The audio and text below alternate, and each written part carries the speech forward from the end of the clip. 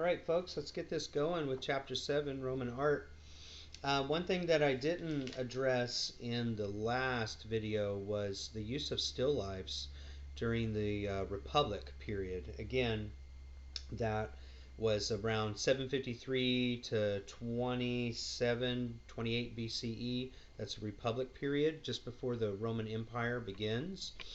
And still lives are the use of everyday objects, often fruits, glassware, ceramic ware, a combination of flowers, both dying, decaying, and live, and arranging them in a way to develop a sense of what's called a vanishing point and also value. And the vanishing point is to show what those objects look like in dimension on a two-dimensional plane. So giving them three dimension based on a two-dimensional plane. So you typically have a foreground, middle ground, and background. And with that, the lighting upon the objects is going to change based off of their placement in space. So a spatial arrangement, if you will. And a value is a shift of a color from a dark to a light. Sometimes called a tenebrosum or chiaroscuro, where it has a drastic shift from black to white. So you can have a red, you can have a green, you can have a blue that changes value. And often you'll see a value shift in black and white very easily in what's called a gray scale. So that gray scale has to be transferred over in a hue saturation scale. So you'll have from a light color of blue, which is highlighted with white in an area where there's more light on that color, and then where the shadows become more like a midnight blue or a dark crimson, or not crimson, a dark obsidian-like blue that would be shrouded in the shadows, or which would be on the darker or the blacker end of the scale of value, so from light to dark. So still life is used in that way to show dimensionality as well as changing coloration based off of light, which is derivative of value on that value scale. And we can see that in figure 726 as a good example. And here's a still life with peaches.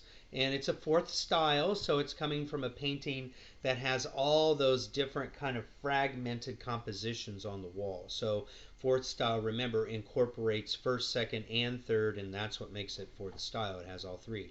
And here's an example of that still life, and you can see that they're trying to show dimension in this almost aerial-like perspective is how it's perceived, at least on the environment in which the objects are laying, but the objects themselves are more in dimension to depth. So they have, what I'm saying is they haven't quite figured out how to learn that horizontal dimensionality, meaning what would it look like if it was receding back into space towards a horizontal line, which is called a vanishing point. So if you go to San Diego and you stand on one of the streets and it's completely clear and open to the beach, and the sun happens to be going down, you can see all of the buildings kind of angularly moving towards this what called a one-point perspective, towards this horizontal line, which would be the line above the sea at a distance as the sun is setting.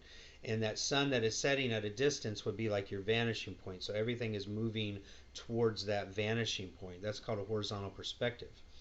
And that's what they're trying to do with the peaches and with the glass. Now also remember, glassware at this time was very expensive. So these painters are using materials that are very expensive, almost as equal as gold and silver. So it is a very precious material, and it doesn't become very common until a little bit later when the Romans start using it more and more. So the objects are on that horizontal perspective, so they're showing more dimension. You can see that in how much light is on them, how much shadow is around them, how much shadow is on them, and then the little steps that they're sitting on, kind of like a tiered table step system, is very flat. So that's more of what's called an aerial perspective, so kind of like hovering over the scene. So they're kind of shifting and fragmenting the perspective. And that is just lack of technique that they're going to develop over time, or B, it's intentional to show that fragmentation of fourth style. So it's not completely cemented on what is what, but we do know that they are attempting to find a way to develop more horizontal perspective and vanishing point, which will come back out in the rebirth of antiquity during the Renaissance. So it's more evidence is shifting that they are actually more interested in proper perspective, more true perspective, and not a combination of two different perspectives. Yeah, so there's an example of still life. So do know this and know this as an example of still life, and also the little explanation that I just gave you over these past few minutes. All right. Now, what we're going to do is we're going to shift into early empire, and I'm going to give you some examples of early empire. And your dates for early Roman Empire is going to be 27 to 14. 27 BCE and to 14 CE. Some people call it AD. We're going to call it CE, so Common Era. So 27 before Common Era to 14 Common Era. All right? And what's going to happen during this time is Julius Caesar is going to be murdered, and there's going to be a bloody civil war. And I'm just going to read it directly from my notes so that you have specifically what's going on. And a descendant of Caesar, Octavius, is going to beat Mark Antony and Cleopatra in Greece, and they're going to acquire Egypt because of that. All right, so Mark Antony was a predominant figure in Greece during this time, and his association with Cleopatra cemented that relationship, and she was coming out of Egypt, and because of that, Rome sacks Greece and Egypt with that defeat of Octavius beating Mark Antony and Cleopatra. And then after that, Octavius is going to receive what's called the Augustus title. And the Augustus title is called Majestic or Exalted One. So at this point, this whole idea of the secular individual is going to transfer into more of this divine, earthly king or emperor mentality again that we saw in Greece in some areas, and then also definitely in Egypt and Mesopotamia. So that whole concept, that archaic concept of a human having a divine rule over the Western world is going to be reinstated under the title Augustus, Augustus. And that's going to be placed upon Octavius. And Octavius is going to be our first, essentially our first Roman emperor after Julius Caesar. Okay? So what we're going to do is we're going to look at the portrait of Augustus, and we're also going to look at Augustus in some different capacities. We're going to talk about public works in specifically different aqueducts and coliseums, which I talked about. The engineering of the Romans is going to be heightened and associated with the fine arts as well, so they're going to go hand in hand. And then we're going to talk about Vespation, which is another descendant of Octavius, and he's going to reinstate some of the Republic techniques like the Verism and such. And we're going to talk about that, and we're going to end with that. And that will be the early Roman Empire. And I'll do a couple more videos for the rest of the chapter because it's very lengthy. All right, so figure 727 is portrait of Augustus. So remember, Octavius as imperator, the general. So there's going to be different ways in which they show Octavius, and they're going to show him as like this general or this emperor, and then there will also be other times where he's shown on a horse, so he'll be seen as an equestrian. But he's going to be having some of these old canonical techniques, like the archaic smile is going to come in again, this upward gaze, this bare foot, as well as moving the leg forward like we saw with the leg shifted forward in regards to the Egyptian canon. But the most important thing that they're going to show is, again, this very equiposed face, unmoved, unbothered, and almost like this divine conquering king upon the earth. All right, in this case, an emperor. So he's going to have very similar facial features as that of the Mesopotamian king, so equiposed, unaffected. So be able to relate figure 727 to the Akkadian ruler head in chapter 2 of the Akkadian ruler that was casted out of copper, and be able to relate how they're taking some of those equiposed standards from Mesopotamia through that example. And then also the use of his legs shifting forward to relate to that of the divinity that was bestowed upon the pharaohs. And what's very Roman about this is the bare feet. So he's walking upon the earth barefoot, which means that that's another indicator of divinity. So by having bare feet, he's treading upon the earth very lightly because his position is actually is coming from a divine source. So these are very subtle, important features and techniques that they use to show this element of divine rule with this emperor Augustus, which is Octavius. And another thing is the cherub or the little putti, the little divine angel-like figure that's next to his leg. That is also supposed to indicate that he's being guided by a divine source, and a polytheistic divine source in this regard. So that little cherub, that little kind of angel-like figure, is supposed to be derivative of he being governed by the firmament, which is another way of saying the divine heavenly realm. Okay, let's see if there's anything else that I'm missing here. So again, by the title Augustus, it indicates that he controls all aspects of Roman life. And there's going to be different stationary poses, and he's always going to be seen as youthful and godlike. So this is a good example of that youthfulness and that godlike kind of classicism that they're playing upon Augustus, Octavius Augustus. So he will have very Roman-like features in the hair. You can see the hair is cut a very specific way. He's wearing the armor, the Roman armor. He has that organic drapery, that toga wrapped around, that staff, that rod of being the general, pointing to the heavens as if I'm casting my authority down upon you from heavenly desires. Okay, so he's going to look very godlike. So we're going to be shifting away from that republic idea of secularism, the individual on the ground, the orator, the philosopher, the controller that has all the individual elements that are very true to who that person is. And then we're going to shift that gear into, again, back to these kind of divine earthly kingdom-like features present. Okay, so then let's go to, let me see, let's get another image of Augustus.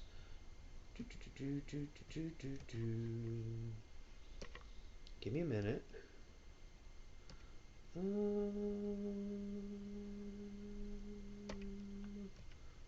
Well, I tell you what, we'll leave it with that. That'll be your like true, sorry to delay there for a few seconds, but that'll be your true image that I want you to look at in regards to the sculptural aspect of that godlike youthful look to the Roman Emperor Augustus in this case.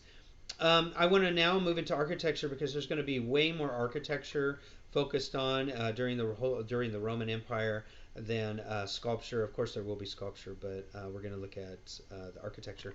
And figure 732, the Mason Carré, which is one of those pseudo-Paris style temples, again, that we saw with the Temple of Portus. And this is going to continue on, this style, this raised porch, the entryway in the front, which is going to be to the east. The entryway is going to be from the east, and it looks like it's going to be this pro style, but the colonnade continues all the way around, and that colonnade continuing all the way around is going to be a peristyle, but some of the columns are engaged on the side, which makes it that pseudo peristyle. So know that that pseudo peristyle with that raised porch and that colonnade all the way around with mostly engaged columns is going to make it a pseudo-Paris style. And know that the order to this is going to be Corinthian. Look at the capitals. The capitals are going to be Corinthian. So they want that ornamentation. They want that heavy amount of ornamentation, but and by getting that, the columns are not in the round all the way around, so they're engaged, so they're able to actually get the Corinthian capital because it's not requiring that Corinthian capital to withstand all the weight because they have the walls engineered all the way around to withstand the top or the raking roof and that pediment on the top. There is a frieze that goes all the way around, so that's very true to the Ionic order. But this is a Corinthian order, and it is a pseudo-peristyle. Again, figure 732. Then we're going to look at the aqueducts, which is figure 733, Portugal. And this is an example of using that vaulting system or that archway continuously all the way across to create this water flow or this downward incline from a higher elevation to a lower elevation to bring water from the springs of the mountain down into the town. And so this is what's called a public works engineering feat that they're doing. And they're using a series of arches over and over again to allow this construction. Now a series of arches, which is a barrel vault system, that's what's being used here. You have a narrow barrel vault system up high and a thicker, wider barrel vault system down low with these catenary arches. And this series of arches side by side consecutively is called an arcade. Arcade. You know, like beep, beep, beep, beep, beep, beep, beep, beep, arcade video games that they used to make in the 80s and 90s. Sometimes they still do. It's spelled the same way, but we call it a series of arches side by side next to each other in arcade. Now that's where an arcade for video games comes from. It comes from a series of things side by side. And in this case, it's a series of arches. And in an arcade, it's a series of video games side by side. So that's what arcade means. Something of similarity that is side by side. So again, a lot of these things that we know of today are being derived from Greek and Roman times. Which that's kind of neat. It gives you a little kind of contemporary feel to what's going on. Okay, so know the aqueducts, very important. And then what's really going to be essential is the Colosseum. So I want you to jump to 736 and see an aerial view of the Colosseum and see how it's this oval elliptical-like shape. And what this is the Roman Empire realizing that there needs to be a central place of congregation so that the people feel confident in being governed by this empire. So they developed this Colosseum to give everybody an opportunity to view something within the same area. So you'll have different seating, like you'll have the nosebleed seats up high, and then you'll have the other seats that are right there on the gladiator floor where all the fights are going to happen. And it just depends on your class. So there is that class division, but there's also the opportunity for everybody to be involved.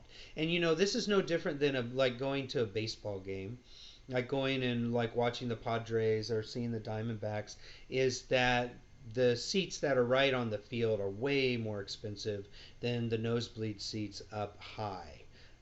So it's still the same, depends on how much money you have, how much you can spend, how much you can scrape and save.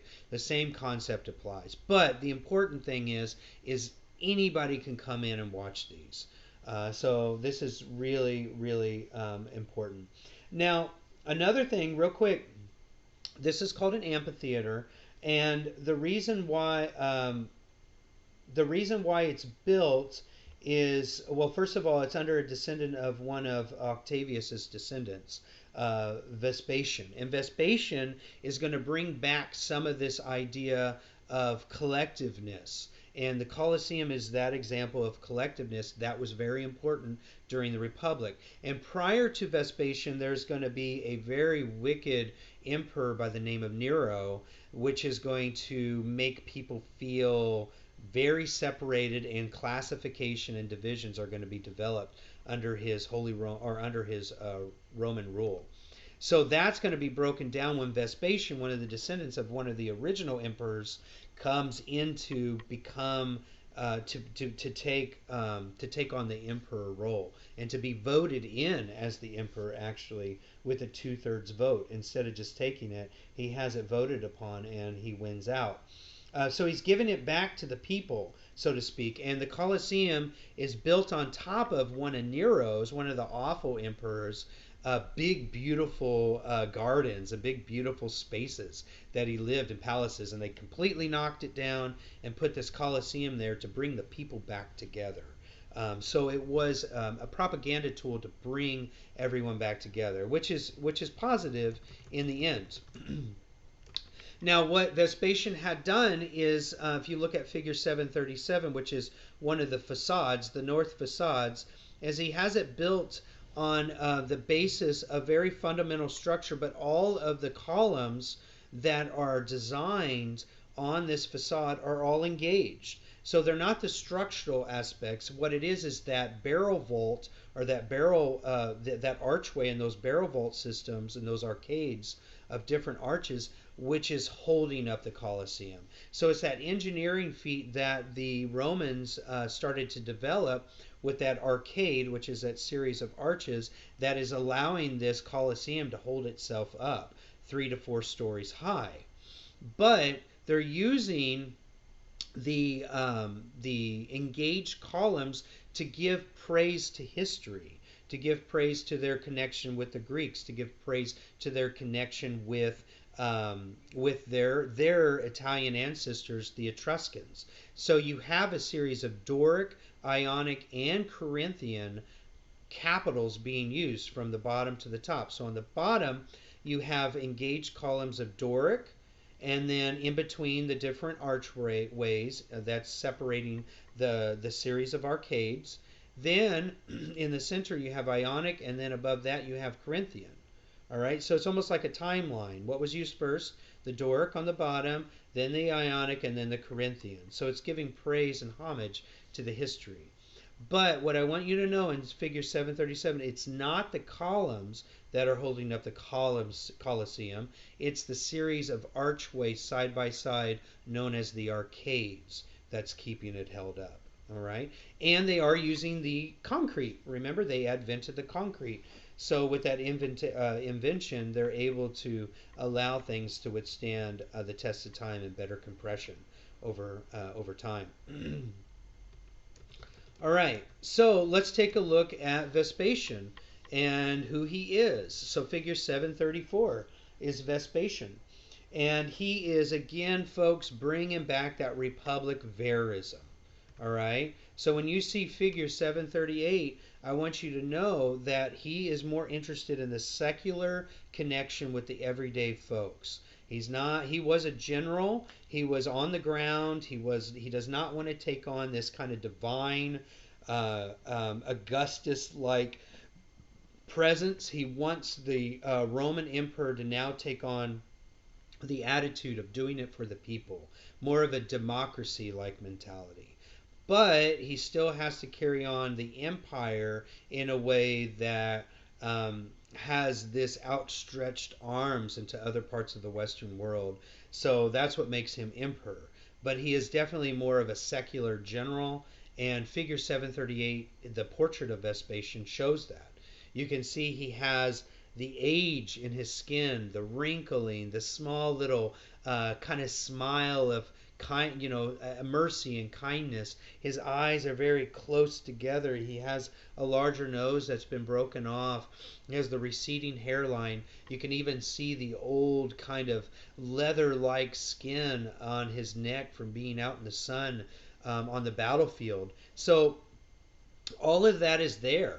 He doesn't want to hide, again, that verism, which is that super realistic portrait representation of what he looks like in reality.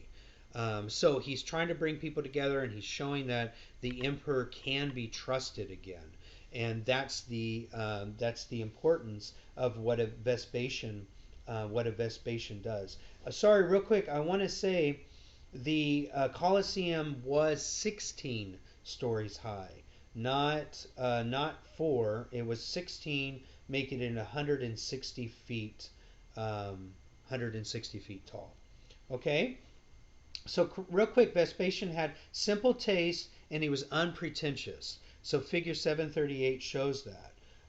And he wants to show that the emperor no longer is godlike or ever youthful. He wants to take that away, all right? And he wants to take sculpting back to the Republic. So that's why the verism is coming back, that super realism. All right? Then Vespasian is going to pass, and his first son, Titus, is going to come in, and he's going to become the next emperor. And I got a lot of information here about figure 740, which is the Arch of Titus. And they would develop these arches to show and praise the importance of that emperor. So you'll see these arches throughout the Western world, which signifies the importance of that Roman emperor at that time. So Titus will come in and try to do the same things that his father did, Vespasian. So let me read you this. First of all, this Arch of Titus is what's called an art of commemoration. So the art is designed to commemorate the very positive elements that Titus did as a Roman emperor. So it's called art of commemoration. And he is the first son of Vespasian. And his brother actually is the one who had this developed. So his brother followed as the emperor of Rome after Titus passed away. Okay, and his brother had this done for him. And it's called a freestanding triumphal arch, which depicts battles, public works, and special events. Okay, so it's triumphal, again, positive, showing the triumphs of Titus as the Roman emperor. Okay, Vespasian was very modest and unpretentious, and he didn't want any of these things. You're going to see these advents of these triumphant arches start with Titus after Vespasian passes away. And this triumphal arch is going to have composite capitals. It's going to have a combination of Ionic and Corinthian elements. So some of the capitals that you see engaged on the front on both sides, they're not holding up the structure. They're, again, just superficial ornamentation, like what Alexander the Great started with a Choraic monument. But the capitals are going to be new, and they're called composite capitals. So if you zoom in, you can see that they're a composite of the Ionic and the Corinthian. So we have a new capital that's being used, okay?